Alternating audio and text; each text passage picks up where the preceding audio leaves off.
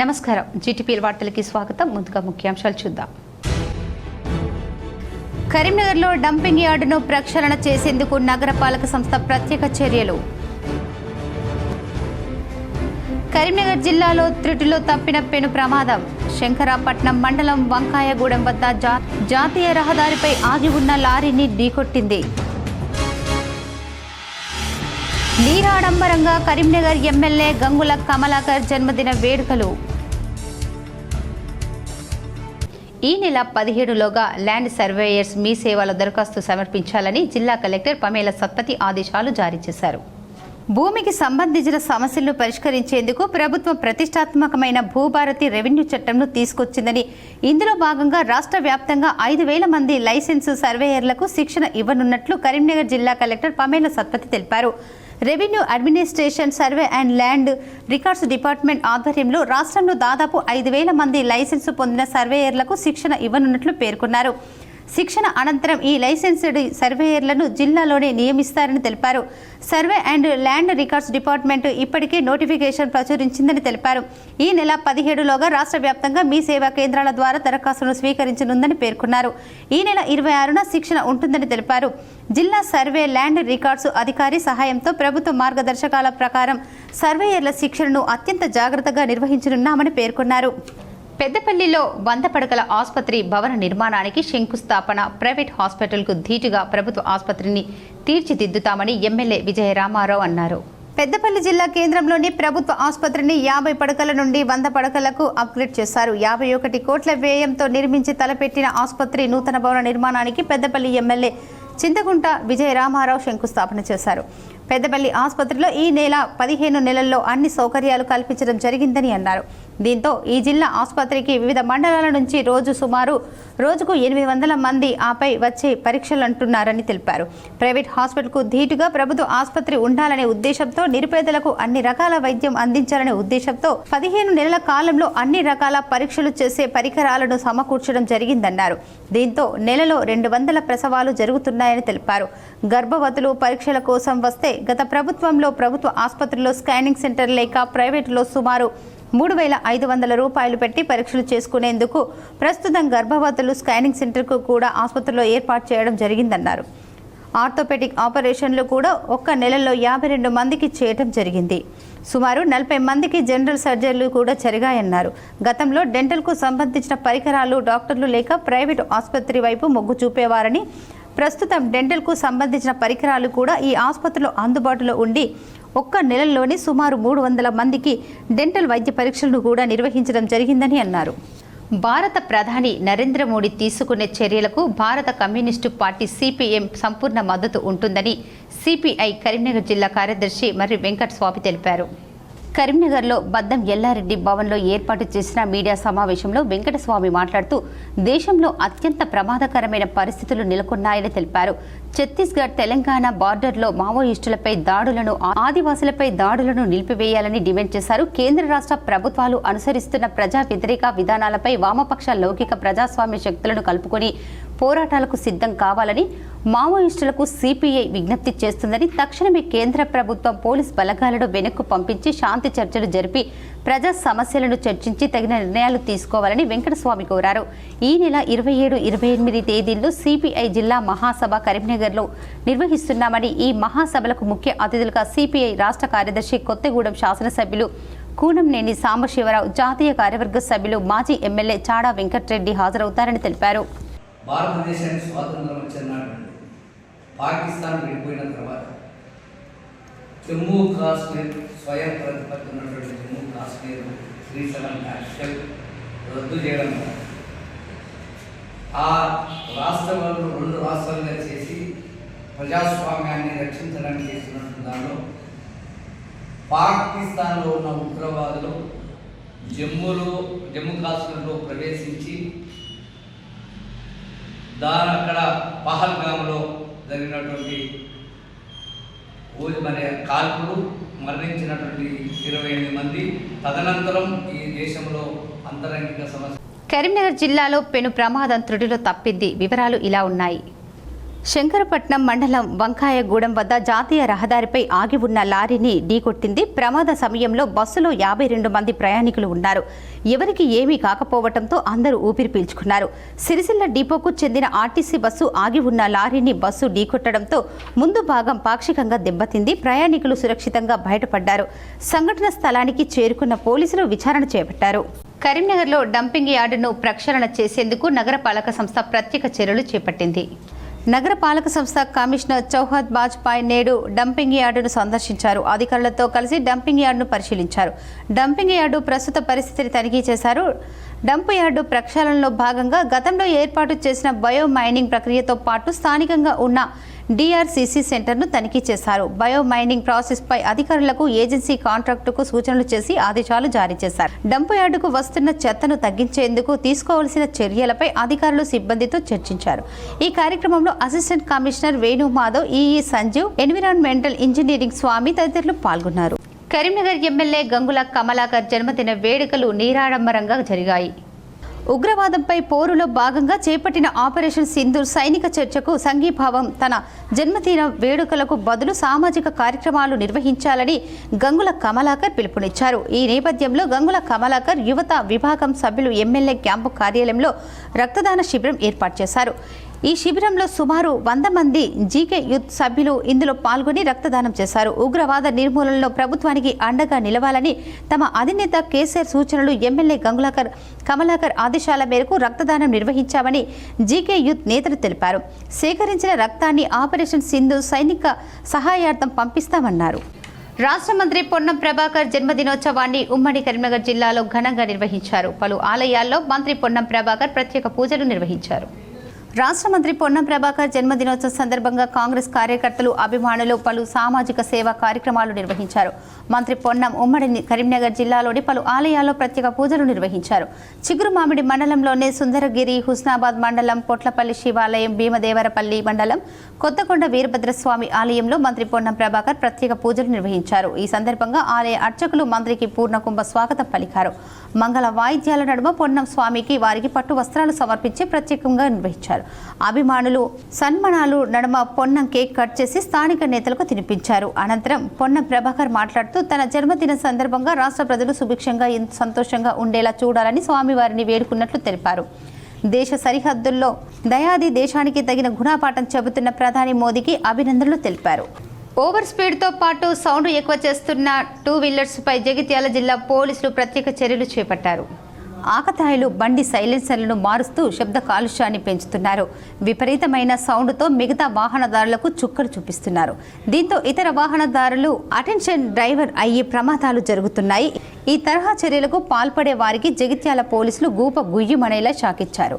జిల్లా ఎస్పీ అశోక్ కుమార్ ఆధ్వర్యంలో జిల్లా పోలీస్ ప్రధాన కార్యాలయంలో 130 బుల్లెట్ సైలెన్సర్లను రోడ్డు రోలర్లతో ధ్వంసం చేశారు.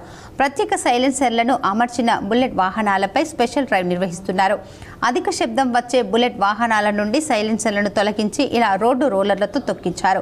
సైలెన్సర్లు విక్రయించే షాపులు, సైలెన్సర్లు బిగించే మెకానిక్ షాపులపై కఠిన చర్యలు తీసుకుంటామని జిల్లా ఎస్పీ అశోక్ కుమార్ హెచ్చరించారు.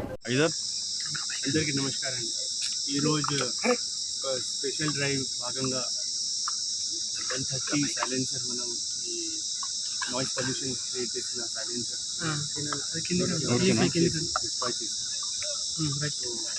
ఈ సైలెన్సర్ ఇది మోడిఫైడ్ సైలెన్సర్ ఉంటుంది. దీంట్లో నాయిస్ పొల్యూషన్ చాలా ఎక్కువ ఉంటుంది. నాయిస్ పొల్యూషన్తో మెయిన్లీ ఈ మన ఓల్డ్ ఏజ్ పీపుల్ ఉంటారు, స్టూడెంట్స్ ఉంటారు, అండ్ స్కూల్స్ చదువుకునే వాళ్ళు ఉంటారు. వాళ్ళకి చాలా ఇబ్బంది పడుతుంది. అందరితో ఇదే ఉన్నట్టు అది ఈ type of silencer modified silencer. Jagtial జిల్లా ధర్మపురి శ్రీ లక్ష్మీ నరసింహస్వామి ఆలయంలో వైభవంగా నవరాత్రి ఉత్సవాలు ఘనంగా నిర్వహించారు. నవరాత్రి ఉత్సవాల సందర్భంగా ఆలయానికి భక్తులు పోటెత్తారు. ఈ రోజు ఘనంగా స్వామివార్లకు చందనోత్సవం నిర్వహించారు. చందన అలంకరణంతో నరసింహస్వామి దర్శనమిచ్చారు. చందన అలంకరణలో ఉన్న స్వామివారిని దర్శించుకోవడానికి భక్తులు బారులు తీరి స్వామివారిని దర్శించుకున్నారు. గ్రామీణ పర్యాటకానికి విస్తృత ప్రచారం కల్పించేందుకు మిస్ వరల్డ్ 2025 పోటీలను అవకాశంగా మలుచుకోవాలని ప్రభుత్వం నిర్ణయించింది. తెలంగాణ గ్రామీణ సాంస్కృతిక చారిత్రక పర్యటన వైభవాన్ని చాటి చెప్పడానికి ప్రణాళికలు సిద్ధం చేసింది. ప్రపంచంలోని 150కి పైగా దేశాల్లో ప్రత్యేక ప్రసారం అయ్యే మిస్ వరల్డ్ పోటీల్లో ఈవెంట్లో రాష్ట్రంలోని గ్రామీణ పర్యాటకాన్ని హైలైట్ చేయనున్నారు. మిస్ వరల్డ్ అసలు పోటీలు ఈ నెల 17 నుంచి మొదలు కానున్నాయి. దాదాపు 110 దేశాల నుంచి వస్తున్న అందగత్తలు తొలి వారం అంతా తెలంగాణలో 2 బృందాలుగా విడిపోయి పర్యటించనున్నారు. మన చారిత్రక కట్టడాలు, సంస్కృతిని వీరికి పరిచయం చేస్తారు. ఆ తర్వాతనే అసలు సిసలైన పోటీ మొదలవుతుంది. అందాల పోటీల వేడుకలు ప్రారంభానికి ఇంకా 2 రోజుల సమయమే ఉండటంతో వివిధ దేశాల నుంచి మిస్ వరల్డ్ పోటీదారులు హైదరాబాద్కు చేరుకుంటున్నారు. మంగళవారం వరకు 28 మంది రాగా బుధవారం 40 మందికి పైగా Kazakhstan, Singapore, Denmark, Kenya, Sri Lanka, Belgium తదితర దేశాల సుందరీమణులు వచ్చారు. తెలంగాణ సంస్కృతి సాంప్రదాయాలతో వీరందరికీ రాష్ట్ర ప్రభుత్వం ఘనంగా స్వాగతం పలికింది. ఈ నెల 10న హైదరాబాద్లోని గచ్చిబౌల్ ఇండోర్ స్టేడియంలో ప్రారంభించనున్న నేపథ్యంలో గురు శుక్రవారంలో 2 రోజుల పాటు పోటీదారులు స్టేడియంలో రిహార్సల్ చేశారని సమాచారం. మిస్ వరల్డ్ స్పోర్ట్స్ ఫైనల్ పోటీలు ఈ నెల 17న గచ్చిబౌలిలో ప్రారంభం కానున్నాయి. ఫిట్నెస్, ఆరోగ్యం, సానుకూల దృక్పథం, క్రీడా నైపుణ్యాల వంటివి పరీక్షిస్తారు. Cricket, football, shoot foot, shuttle run, hockey, shoot foot, 400 మీటర్ల రేస్ వంటి అంశాలు పోటీలుంటాయి. ఈ నెల 20, 21 తేదీల్లో టీ హబ్ వేదికగా కాంటినెంటల్ ఫైనల్ పోటీలు జరుగుతాయి. ఇందులో విజేతలైన వారు ఆయా ఖండాల తరఫున ఫైనల్ పోటీల్లో ప్రాతినిధ్యం వహిస్తారు. పీసీసీ అబ్జర్వర్ల సమావేశాలు తదితర కార్యక్రమాలు మే 11 వరకు వాయిదా వేయాలని టీపీసీసీ చీఫ్ మహేష్ కుమార్ గౌడ్ సూచించారు. పీసీసీ అబ్జర్వర్ల సమావేశాలు తదితర కార్యక్రమాలపై మే 11 వరకు వాయిదా వేయాలని TPCC chief MLC Mahesh Kumar Goud సూచించారు. అదేవిధంగా రేపు సాయంత్రం 6 గంటలకు ప్రభుత్వ సచివాలయం నుండి నెక్లెస్ రోడ్డు వరకు చేపడుతున్న ఆపరేషన్ సింధూర్ సైనికులకు సంఘీభావ ప్రదర్శనలో ప్రతి ఒక్కరూ తప్పకుండా పాల్గొనాలని విజ్ఞప్తి చేశారు. ఉగ్రవాదం ప్రపంచానికి పెనుముప్పు అని ప్రభుత్వ సలహాదారు మహమ్మద్ షబ్బీర్ అలీ ఎమ్మెల్సీ బాల్మూరు వెంకట్ అన్నారు. పహల్గాంలో ఉగ్రదాడిలో మృతి చెందిన వారికి కాంగ్రెస్ నాయకులు నివాళులు అర్పించారు. బుధవారం జిల్లా కేంద్రంలోని బస్వా గార్డెన్ నుంచి పులాంగ్ చౌరస్తా వరకు బైక్ ర్యాలీ నిర్వహించారు. పులాంగ్ చౌరస్తా వద్ద క్యాండిళ్లు వెలిగించి సంఘీభావం తెలిపారు. పాకిస్తాన్లోని ఉగ్రవాదులు ఉగ్రస్థానాలను ధ్వంసం చేసి విజయవంతంగా తిరిగి వచ్చిన జవాన్లకు సెల్యూట్ చేశారు. విపత్కర సమయంలో పార్టీలకు అతీతంగా అందరూ ఒక్కతాటిపై రావాలని పిలుపునిచ్చారు. డీసీసీ అధ్యక్షులు మానాల మోహన్ రెడ్డి, నూడా చైర్మన్ కేశవేణు, అంతిరెడ్డి రాజారెడ్డి, జావేద్ అక్రమ్, నరాల రత్నాకర్, నగేష్ రెడ్డి, రాజేశ్వరరావు, విపుల్ గౌడ్, కోనేరు సాయి కుమార్, బంగారు సాయిలు, సేవాదల్ సంతోష్, అపర్ణ, రేవతి, పోల ఉష, చాంగుబాయ్ తదితరులు పాల్గొన్నారు. పాకిస్తాన్ టెర్రరిస్ట్ అడ్డాల మీద 9 వాళ్ళ అడ్డాల మీద ఎయిర్ స్ట్రైక్ చేసి ఆ 9 టెర్రరిస్ట్ ట్రైనింగ్ సెంటర్స్కు ధ్వంసం చేసినందుకు మేము ఇండియన్ ఆర్మీకి హోల్ మన తెలంగాణ కాంగ్రెస్ రాష్ట్ర మన నిజామాబాద్ కాంగ్రెస్ పార్టీ తరఫు నుంచి మేము సల్యూట్ చేస్తున్నాము. వాళ్లకు జిందాబాద్ తెలియజేయాలని, వాళ్లకు సంఘీభావం తెలియాలి. ఆపరేషన్ సింధూర్కు మద్దతుగా ఈ నెల 9న తెలంగాణ జాగృతి భారీ ర్యాలీ నిర్వహించనుందని తెలంగాణ జాగృతి అధ్యక్షురాలు ఎమ్మెల్సీ కల్వకుంట్ల కవిత తెలిపారు. ఉగ్రవాదాన్ని అంతం చేయాలన్న లక్ష్యంతో భారత సైన్యం మొదలుపెట్టిన ఆపరేషన్ సింధూర్కు మద్దతుగా ఈ నెల 9వ తేదీన భారీ ర్యాలీ చేపట్టనున్నట్లు తెలంగాణ జాగృతి సంస్థ ప్రకటించింది. శుక్రవారం నాడు సాయంత్రం 6 గంటలకు పీపుల్స్ ప్లాజా నుండి 125 అడుగుల అంబేద్కర్ విగ్రహం వరకు సాగనున్న ఈ ర్యాలీకి తెలంగాణ జాగృతి సంస్థ అధ్యక్షురాలు ఎమ్మెల్సీ కల్వకుంట్ల కవిత నేతృత్వంలో వహించనున్నారు. ఉగ్రవాదానికి వ్యతిరేకంగా సాగుతున్న ఆపరేషన్ సింధూర్ను ప్రతి ఒక్కరూ బలపరచాల్సిన అవసరం ఉందని, ఉగ్రవాదంపై విరోచితంగా పోరాడుతున్న భారత సైన్యానికి ప్రజలంతా దన్నుగా నిలవాలని తెలంగాణ జాగృతి సంస్థ విజ్ఞప్తి చేసింది. అందులో భాగంగా భారత సైన్యానికి మద్దతుగా నిర్వహిస్తున్న ర్యాలీకి ప్రజలు, యువత పెద్ద ఎత్తున తరలి రావాలని తెలంగాణ జాగృతి పిలుపునిచ్చింది.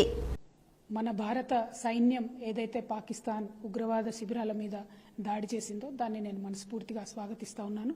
మొన్న వాళ్ళు చేసినటువంటి టూరిస్టులపైన చేసినటువంటి అటాక్ అయినా, అంతకుముందు పుల్వామాలో చేసినటువంటి అటాక్ అయినా, వీటన్నిటికీ కూడా ఒక మంచి జవాబు ఇచ్చినందుకు భారత సైన్యాన్ని మనస్ఫూర్తిగా అభినందిస్తున్నాను. ఇప్పుడు ఉన్నటువంటి సందర్భంలో మనం పార్టీలకు అతీతంగా దేశం యొక్క ఐక్యతను చాటాల్సినటువంటి అవసరం ఉంది.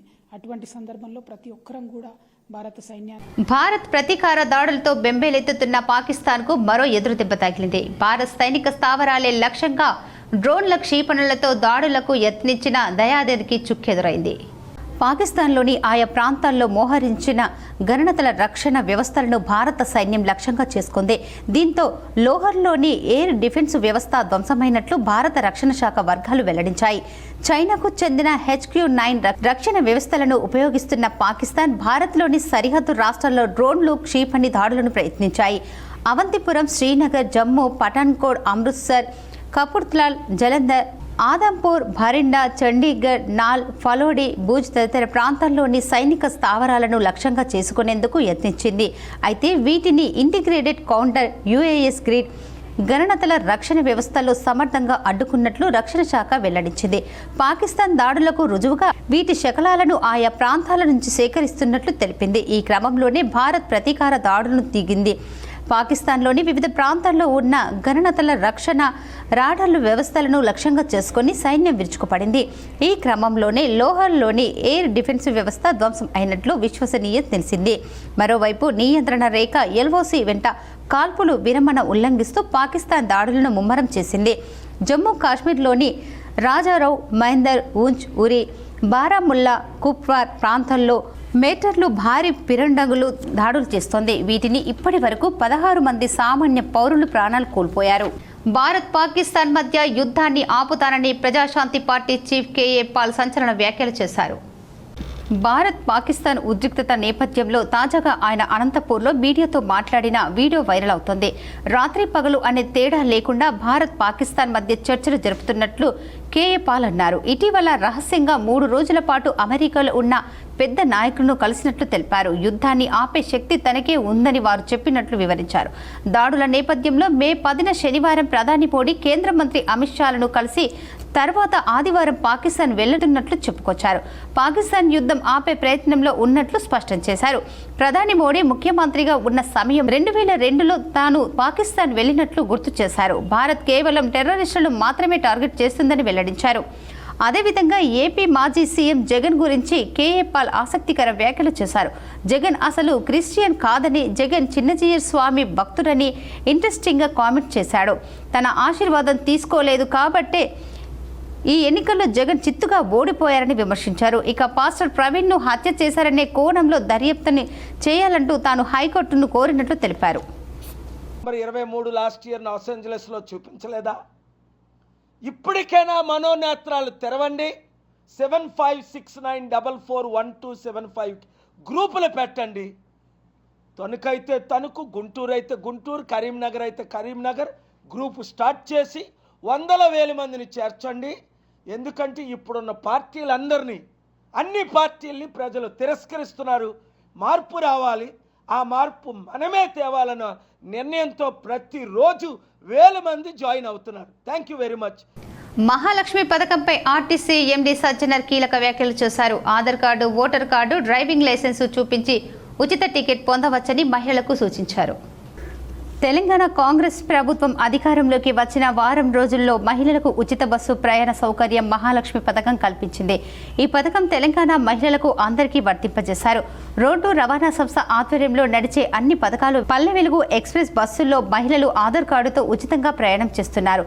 ఈ ఉచిత బస్సు ప్రయాణం ద్వారా రాష్ట్ర వ్యాప్తంగా లక్షలాది మంది మహిళలు లబ్ధి పొందుతున్నారు. కాగా ఈ ఉచిత బస్సు పథకంపై ఆర్టీసీ MD సజ్జనర్ కీలక వ్యాఖ్యలు చేశారు. ఉచితంగా బస్సుల్లో ప్రయాణించే మహిళలు కేంద్ర రాష్ట్ర ప్రభుత్వాలు జారీ చేసిన ఆధార్, ఓటర్ గుర్తింపు, డ్రైవింగ్ లైసెన్సులను చూపించి ఉచిత టికెట్ పొందవచ్చని స్పష్టం చేశారు. కాగా ఓ నెటిజన్ ఆధార్ కార్డు మాత్రమే వ్యక్తి గుర్తింపు ఐడి కాదని సోషల్ మీడియాలో ఆర్టీసీ MD సజ్జనర్ను ట్యాగ్ చేసి ప్రశ్నించగా అతనికి సమాధానంగా ఈ విషయం చెప్పారు. ఆధార్ కార్డు లేని వారు తెలంగాణ రాష్ట్రానికి చెందిన మహిళలు ఓటర్ ఐడి, డ్రైవింగ్ లైసెన్సులు చూపించి ఉచిత టికెట్ తీసుకుని ప్రయాణించవచ్చని ఆర్టీసీ MD సజ్జనర్ స్పష్టం చేశారు. ప్రజా సమస్యలు పరిష్కరిస్తూ పార్టీలో కష్టపడ్డ వారికి సముచిత స్థానం ఉంటుందని ప్రభుత్వ సలహాదారు షబ్బీర్ అలీ పేర్కొన్నారు. నగరంలోని బస్వా గార్డెన్లో కాంగ్రెస్ నగర అధ్యక్షులు కేశవేణు అధ్యక్షతన బుధవారం సంస్థాగత ఎన్నికల్లో భాగంగా పార్టీ విస్తృత స్థాయి సమావేశం నిర్వహించారు. దీనికి షబ్బీర్ అలీ ముఖ్య అతిథిగా హాజరై మాట్లాడారు. రాష్ట్ర ప్రభుత్వం పలు సంక్షేమ పథకాలు అమలు చేస్తున్న కొన్ని కారణాలతో అందరికీ అందలేదని, కార్యకర్తలు క్షేత్రస్థాయికి వెళ్లి అర్హులందరికీ అందేలా చూడాలన్నారు. ఇప్పటి నుంచి పార్టీని బలోపేతం చేస్తే కార్పొరేషన్ ఎన్నికల్లో విజయం తథ్యమన్నారు. విభేదాలు పక్కన పెట్టి మేయర్ పీఠం కైవసం చేసుకోవాలన్నారు. పార్టీ పరిశీలకుడు ఎమ్మెల్సీ బాల్మురు వెంకట్ మాట్లాడుతూ అప్పటి భారత ప్రజా వ్యతిరేక విధానాలపై పోరాటం చేసి లాఠీ దెబ్బలు తిని జైలు పాలయ్యారు.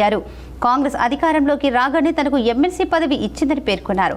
కార్పొరేషన్ ఎన్నికల్లో ఎంఐఎంతో పొత్తుపై అధిష్టానం ఏ నిర్ణయం ప్రకటించలేదన్నారు. పులాంగ్ చౌరస్తాలో అంబేద్కర్ విగ్రహం వద్ద భారత జవాన్లకు సంఘీభావం ప్రకటించారు. డీసీసీ అధ్యక్షులు మానాల మోహన్ రెడ్డి, మాజీ ఎమ్మెల్సీ రాజేశ్వర్, జిల్లా గ్రంథాలయ సంస్థ చైర్మన్ అంతిరెడ్డి రాజిరెడ్డి, సత్యనారాయణ, నగేష్ రెడ్డి, జావిద్, రత్నాకర్, రామర్తి గోపి, విపుల్ గౌడ్, వేణురాజ్, ఎజాజ్, అపర్ణ, రేవతి, పోల ఉషా తదితరులు పాల్గొన్నారు. చాలా ఇంపార్టెంట్. అది పునాది మనది. అది సక్కకుంటేనే మనం పార్టీ సక్కకుంటుంది. అది లేకుంటే మనం నడవలేము. ఇవాళ మా పని అయింది, మీరు గెలిపించినారు, మీ కృషి మీరు చేసినారు. ఇప్పుడు మా మీద బాధ్యత ఉంది, మీకు గెలిపించాలా, మీకు పదం మీద కూర్చోబెట్టాలా, ఈ డివిజన్ ప్రెసిడెంట్ చేయాలా. దానికి చేయాలంటే మీరు కూడా కష్టపడాలి. రాయేశాన్ అనుభవం చెప్పిండు, 72 ఇల్లు కట్టించి నేను ఇంత పెద్ద నిజమే ఆ కరెంట్ కనెక్షన్ ఇప్పించి వాటి ప్రజలు మరవరు. ఇప్పుడు కొన్ని మండలాల వార్తలు చూద్దాం.